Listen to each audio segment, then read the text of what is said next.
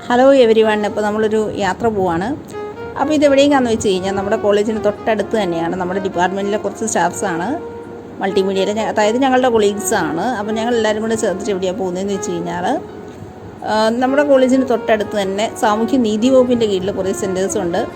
അതായത് ഉദയം ഹോംസ് ഉണ്ട്, അതുപോലെ വൃദ്ധമന്ദിരം മെൻസിൻ്റെ ലേഡീസിൻ്റെയും, പിന്നെ സഖി, അതുപോലെ ജുവനൈൽ ഹോംസ്, മഹിളാ മന്ദിരം, അങ്ങനെ ഒരുപാട് കാര്യങ്ങൾ. ജെൻഡർ പാർക്കുണ്ട്. ജെൻഡർ പാർക്കിൻ്റെ ഗേറ്റ് കടന്ന് ഉള്ളിലേക്ക് പോയി കഴിഞ്ഞാലാണ് ഒരുപാട് വിശാലമായിട്ടുള്ള സ്പേസാണ്. അപ്പോൾ അവിടെ ഇതുപോലെ ഒരുപാട് ഗവൺമെൻറ് ഹോമുകളുണ്ട്. അപ്പോൾ PSC ഒക്കെ പഠിക്കുന്ന ആളുകൾക്ക് ഇത്തരം ടീംസൊക്കെ നല്ലോണം കേട്ടിട്ടുണ്ടാവും, അപ്പോൾ അവർക്ക് അറിയുന്നുണ്ടാവും. അപ്പോൾ അങ്ങനെ ഞങ്ങൾ പോയത് ആശാഭവനിലേക്കാണ്. അപ്പോൾ ആശാഭവൻ എന്ന് പറഞ്ഞു കഴിഞ്ഞാൽ ഇത്തരം, അതായത് മാനസിക രോഗ ഹോസ്പിറ്റലുകളിൽ നിന്ന് രോഗം ഭേദമായിട്ട് ആളുകളെ പാർപ്പിക്കുന്ന ഇടമാണ്. അവിടെ ആളുകൾ രോഗം ഭേദമായി കഴിഞ്ഞാലും പല കാരണങ്ങൾ കൊണ്ടും വീട്ടുകാർ അക്സെപ്റ്റ് ചെയ്യാൻ പറ്റാത്ത വളരെ ദയനീയമായൊരു സിറ്റുവേഷൻ ചില ഇടങ്ങളിൽ ഉണ്ട്.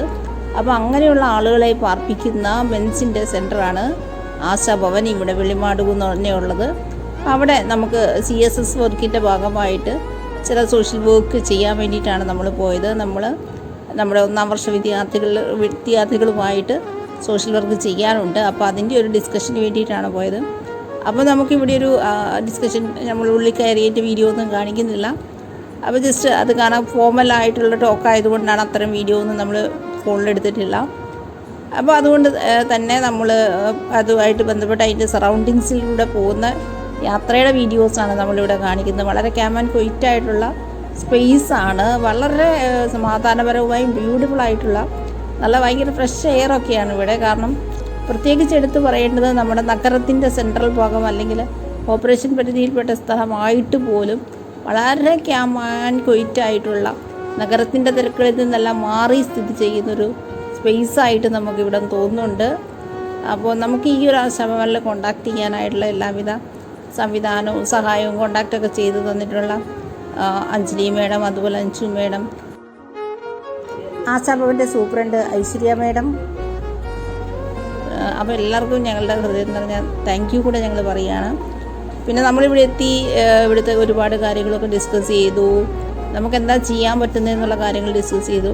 അപ്പോൾ ഇത്തരം സെൻറ്ററുകളിലൊക്കെ എന്ന് പറഞ്ഞു കഴിഞ്ഞാൽ ഭയങ്കര ഐസൊലേറ്റഡ് ആയിട്ടുള്ള അവസ്ഥയാണുള്ളത്. കാരണം എന്താണെന്ന് വെച്ച് കഴിഞ്ഞാൽ നമ്മൾ ഓൾറെഡി പറഞ്ഞ ആശാഭവനിലൊക്കെ ആണെങ്കിൽ അവിടെ ഈ ഒരു മെൻ്റൽ ഹോസ്പിറ്റലിൽ നിന്ന് രോഗം പൂർണ്ണമായും ഭേദമായി കഴിഞ്ഞാൽ പോലും അവരെ ഫാമിലി അക്സെപ്റ്റ് ചെയ്യില്ല. അപ്പോൾ നമ്മുടെ ഒരു സിറ്റുവേഷൻ എന്ന് പറഞ്ഞു കഴിഞ്ഞാൽ, ഈ ഒരു സിറ്റുവേഷൻ എന്ന് പറഞ്ഞു കഴിഞ്ഞാൽ നമുക്ക് ലോകത്തെല്ലാവരും ഉണ്ട്, പക്ഷെ നമുക്ക് ആരെയും വേണ്ടാത്തൊരവസ്ഥയാണ്. അതാണ് എനിക്ക് ഫീൽ ചെയ്തത് ഭയങ്കരമായിട്ടും.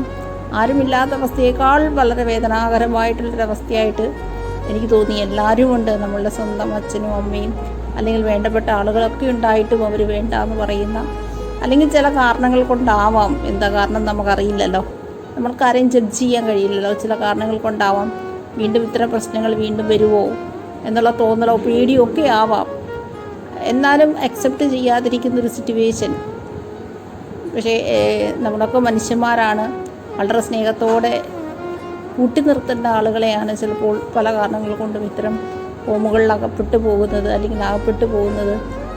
അപ്പോൾ ആ ഒരു വേദനയൊക്കെ നമുക്ക് വളരെ ഭയങ്കരമായിട്ടും മനസ്സിലാക്കാൻ പറ്റുന്നുണ്ട്. ഈ ഒരു ഹോമിൽ ഞങ്ങൾ ചെയ്തത് ഫാമിംഗ് ആണ്. ഇൻമേറ്റ്സിനെയൊക്കെ ഇൻക്ലൂഡ് ചെയ്തുകൊണ്ട് കുറച്ച് കപ്പയാണ് നമ്മൾ നട്ടത്. കുറച്ചേ ഉണ്ടായിരുന്നുള്ളൂ, കുറച്ച് സ്പേസ് ആയിരുന്നു അവിടെ ഉണ്ടായിരുന്നത്. അപ്പോൾ വളരെ മനോഹരമായൊരു ദിവസമായിരുന്നു.